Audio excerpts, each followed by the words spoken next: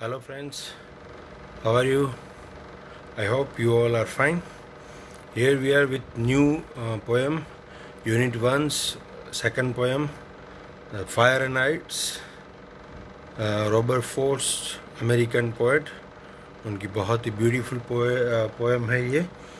और आगे की जो हमने पोएम की थी डस्ट ऑफ स्नो, उसमें भी आपको बताया था कि रॉबर्ट फ्रॉस्ट की जो पोएम्स हैं वो ड्रीम से हटके थोड़ी ओरिजिनल लाइफ के बारे में होती हैं। तो इसमें भी वर्ल्ड के बारे में बताया गया है। बहुत ही ब्यूटीफुल पोएम है। हम इस वीडियो में वो पोएम भी करेंगे, उसके हार्ड वर्ड्स भी करेंगे, और उसकी जो एक्सरसाइज है वो भी इस पोएम में हम करने जा रहे हैं। ठीक है, तो चलिए देखते हैं fire and ice by Robert Frost. Fire and ice, unit first, second poem. बहुत ही ब्यूटीफुल पोएम है। रॉबर्ट फ्रॉस्ट इसके जो पोएट हैं, उन्होंने बहुत ही अच्छी तरीके से इस पोएम को लिखा है। हमने आगे की जो पोएम की थी, जो first poem dust of snow, उसके भी राइटर रॉबर्ट फ्रॉस्ट थे। और तभी भी हमने यही बताया था कि उनकी जो पोएम्स होती हैं वो कल्पनाओं से परे और ओरिजिनल ज़िंदगी के डिपेंडेंट बहुत ही ज़्यादा होती है। हाँ, तो इस पोएम में भी ऐसा है।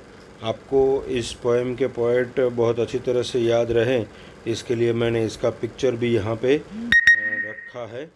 रॉबर्ट फ्रॉस्ट अमेरिकन पोएट हैं। हाँ, उनका ये पिक्चर है, आप देख लीजिए बहुत अच्छी तरह से उनको। अमेरिका में अपने ज़माने के बहुत ही फेमस पोएट रह चुके हैं, और सीबीएसई की बुक्स में बहुत सारी पोएम्स इसकी है, अलग अलग स्टैंडर्ड की भी। तो चलिए हम फायर एंड आइस के बारे में पढ़ते हैं। यहाँ पे इस पोएम में ऐसा रॉबर्ट फ्रॉस्ट कहना चाहते हैं कि जब भी ये पृथ्वी का अंत होगा, विनाश होगा जब भी, तब उनको लगता है कि ये दो बातें हैं, फायर एंड आइस, उससे होगा। अभी यहाँ पे फायर मतलब आग और आइस मतलब बर्फ़, ऐसा नहीं होता है। यहाँ पे फायर मतलब जो मनुष्य की इच्छाएं, हाँ, उसको बताया गया है। डिज़ायर्स इतनी बढ़ गई हैं मनुष्य की इच्छाएं कि वो अपना वास्तविक जीवन जो है वो धीरे धीरे करके भूलते जा रहे हैं, और अपनी इच्छा के लिए, अपनी इच्छा के अनुसार प्राप्त करने के लिए, जीवन जीने के लिए जो इंसान है, ह्यूमन बीइंग है, they are keen to do anything if whatever it is, if it is positive or negative, they are not thinking about that. Human beings are selfish these days. To fulfill their desires they can do anything. तो यहाँ पे fire मतलब उसका, यहाँ पे मतलब हमें निकालना है डिज़ायर। उसके मीनिंग में रॉबर्ट फ्रॉस्ट ने लिखा है। और आइस जो है वो हैट, नफ़रत, HAT हैट, नफ़रत। इंसान के बीच में इतनी नफ़रत हो गई है कि अपनी नफ़रत को दिखाने के लिए कुछ भी कर सकते हैं।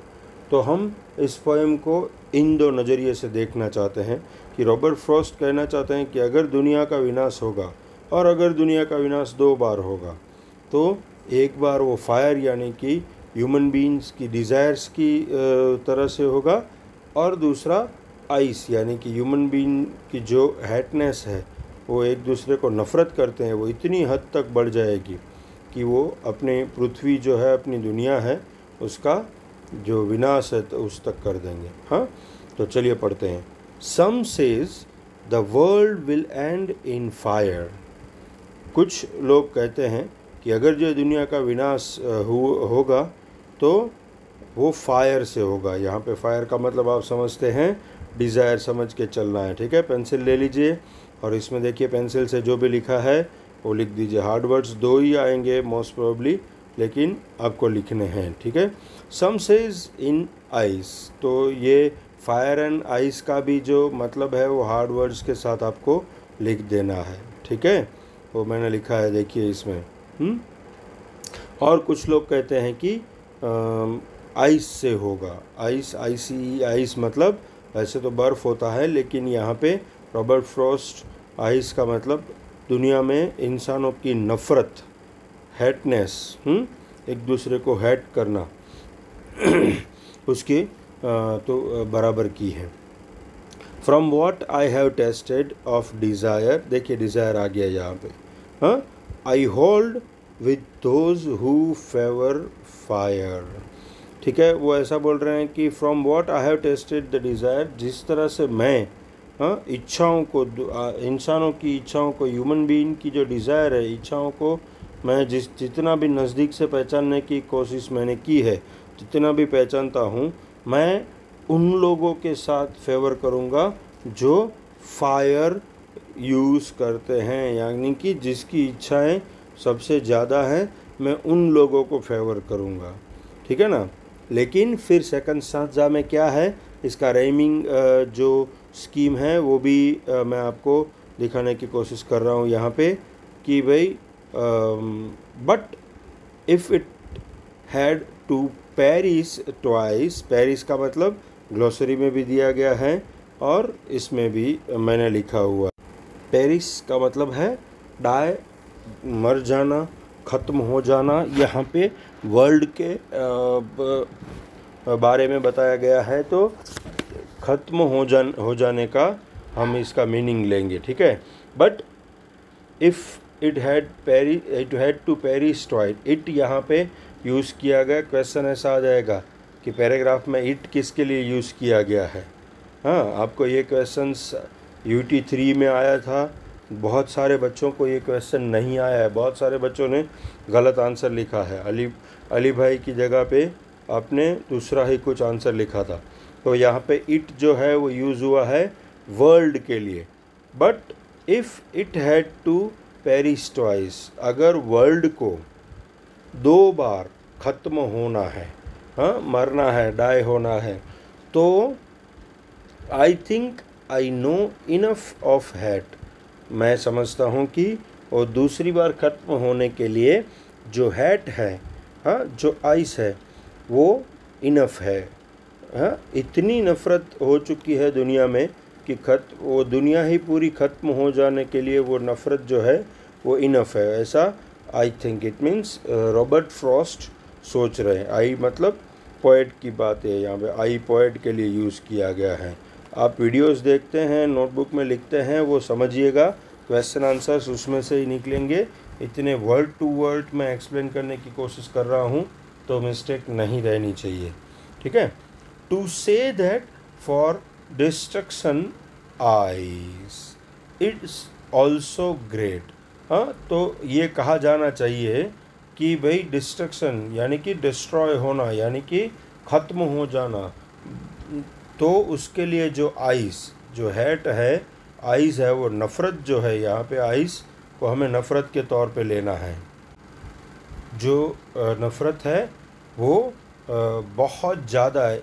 इज़ ऑल्सो ग्रेट, ग्रेट का मतलब वैसे तो महान होता है, लेकिन यहाँ पे ज़्यादा नफ़रत के जो वैल्यूएशन है, जो उसका प्रमाण है, उसके लिए लिया गया है कि बहुत ही ज़्यादा है। एंड वुड सफ़ीस, और इतनी ज़्यादा है कि सफ़ीस मतलब सफिशियंट, इनफ है।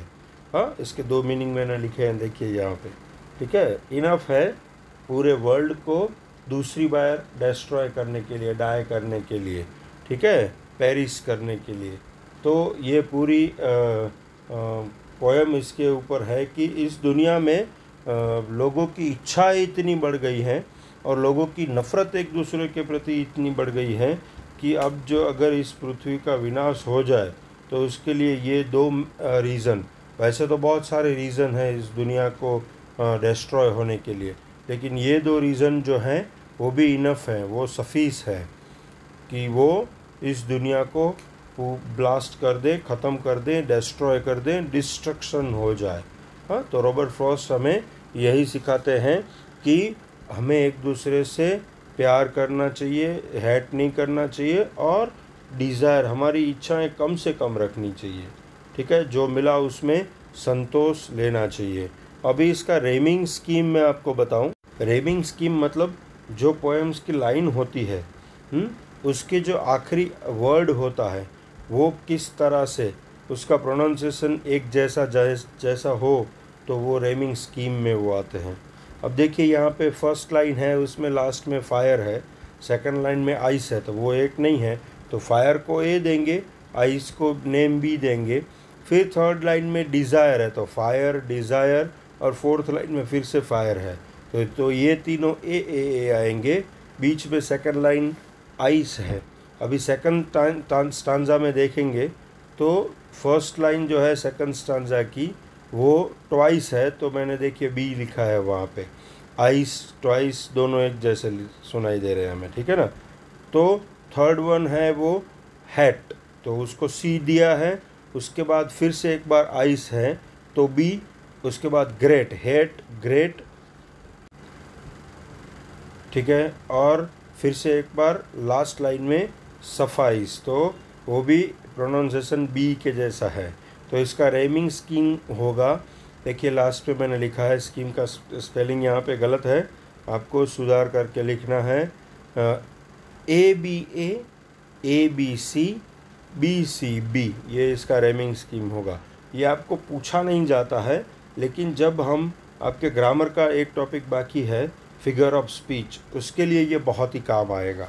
हाँ, तो इसके लिए मैं आपको वो दिखाऊंगा। इसका दो ग्लोसरी हैं, पेरिस यानी कि डाई, और सफाइस यानी कि बी सफिशिएंट, इनफ, डाई क्या मतलब एंड भी है, और फायर और आइस भी लिख दीजिएगा उसमें, ठीक है।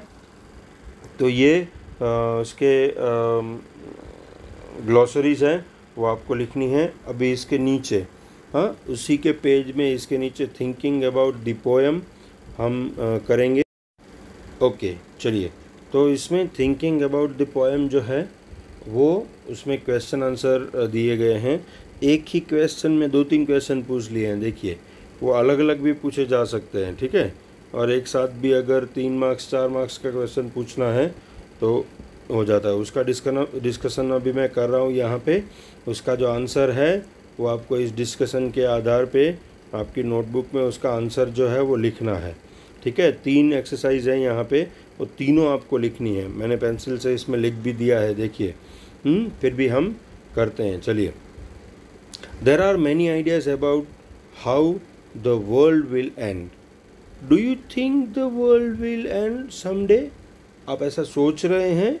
हाँ, तो मैं अपना आंसर जब अगर लिखूं तो मैं ऐसा लिखूंगी, yes I think world will end someday, because जिसका निर्माण हुआ है उसको ख़त्म होना है।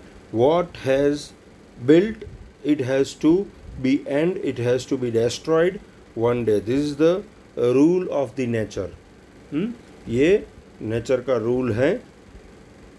So there are yes, it's true that there are so many ideas about world will end. Okay, yes, sun is also responsible for that. Robert Frost is also very true that desire of the human being will be the biggest reason of the destruction of the world. Ice, hateness of the human being to the each other will also the big part of the world to be end. Okay, some other things, we peoples are not caring about the atmosphere of the earth, so this is the biggest reason that one day a world or earth will be destroyed or will be end. Okay, इस तरह से जितने भी आप सोचते हैं, हम कचरा इतना करते हैं हमारी अर्थ पे, एटमॉस्फेयर हम इतना ख़राब करते हैं, कार्बन डाइऑक्साइड वाली चीज़ें जो हैं, कार्बन डाइऑक्साइड वो अर्थ पे बहुत ज़्यादा हम बाहर फेंकते हैं। उसके हिसाब से बहुत सारे रीज़न हैं, लेकिन 2-3-4 जो रीज़न आपको समझ में आए वो इसमें लिखने के हैं, ठीक है। Have you ever thought what would happen if the sun got so hot that it burst or grew colder and colder? Yes, definitely. It is the biggest danger that sun is these days sun is very hot day by day, and one day it will be biggest reason to destroy the earth. because heatness or hotness of the sun is not bearable once. एक बार ऐसा होगा कि वो हम सहन नहीं कर पाएंगे, ठीक है ना. और if earth or our world will go far than the sun, then definitely it will grew colder and colder. So also more heat or more coldness will be the reason of the destruction of the world. Okay, so we can say that sun is also one of the reason in future to destroy or destruction of the world. Okay, अभी हम दूसरी exercise कर रहे हैं. For frost यानी कि Robert Frost की बात है यहाँ पे. Who do fire and ice stand for? Here are some ideas. देखा, ये क्वेश्चन आ गया. सबसे पहले मैंने जो समझाया था और आपको ग्लोसरी में भी लिखने को बोला है. हाँ, तो इसका आंसर इस तरह से लिख सकते हैं कि Robert Frost is showing that or is thinking that in the poem Fire and Ice that world will destroyed one day by fire and ice. It is not about the exactly fire or not about the exactly ice, but fire means Robert Frost is thinking that desire of the human being, and ice it means the hatness of the human being. So according to the Robert Frost, fire is desired and ice is hatness of the human being. हम इस तरह से इसका answer लिख सकते हैं. और नीचे जो 12 वर्ड्स दिए गए हैं उसके मीनिंग देखिए, पेंसिल से मैंने लिखे हैं, वो आपको पेंसिल से आपके उसमें भी लिखना है. उसका हिंदी कुछ के मीनिंग्स भी मैंने लिखने की कोशिश की है. ठीक है, अब हम तीसरी एक्सरसाइज के लिए जा रहे हैं. What is the rhyming scheme of the poem? How does it help in bringing out the contrasting ideas in the poem? Very good. See, rhyming scheme मैंने आपको दिखाया, ABA, ABC और BCB, और वो कैसे है वो भी आपको मैंने समझाया इसी वीडियो में आगे. फिर से एक बार अगर ऐसा है तो देख लीजिएगा, और फिर से एक बार ऐसा हो तो आपके नोटबुक में भी वो रेमिंग स्कीम लिख दीजिएगा. हाँ, और अबाउट दिस दूसरा क्वेश्चन इसमें है कि how does it help in bringing out the contrasting ideas in the poem? हाँ, एक तो फायर है जो कि हॉटनेस का निशानी है, ठीक है, और आइस है वो एकदम कोल्डनेस का निशानी है. तो रॉबर्ट, हम इसका आंसर इस तरह से लिख सकते हैं कि poet frost is suggesting that in future world will destroy with almost two things. One is fire and another one is ice. So both are very opposite by nature to each other. But here is the meaning are differ. Fire is like desire and ice is like hate. So desire, it means to achieve something.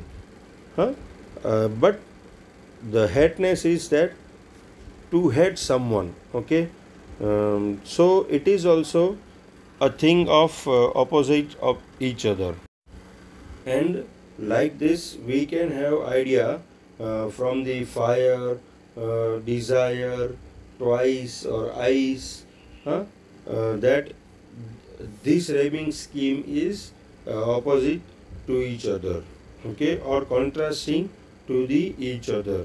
So that we can say that with this poem or its rhyming scheme, Robert Frost is showing us the truth of the world. इस तरह से हम ये तीनों exercise के answer आपकी notebook में आपको लिखना है. ठीक है, कुछ भी डाउट है तो मुझे पूछिएगा, और हम नेक्स्ट वीडियो में यूनिट 2 शुरू करने जा रहे हैं. Thank you. यहाँ पे हमने फिनिश किया है ये पोएम. अब नेक्स्ट वीडियो में हम नेक्स्ट यूनिट के साथ मिलेंगे। ये आपको नोटबुक में लिख देना है। Thank you.